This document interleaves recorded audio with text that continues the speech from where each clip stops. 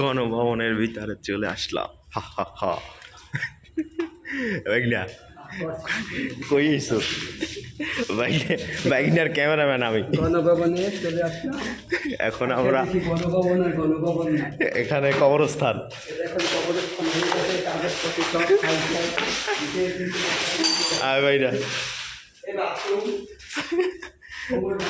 বাইকটা তুই না স্যানিটারি লোক, কোমরটা ঠিক করে দিস, ঠিক হয়ে গেলে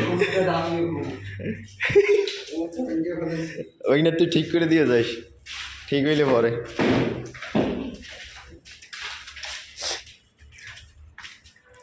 আহারে গণভবন, হাসিনা সরকার চলে গেল পালিয়ে।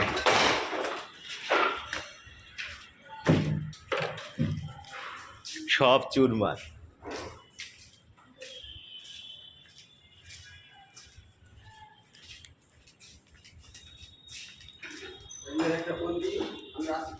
হ্যাঁ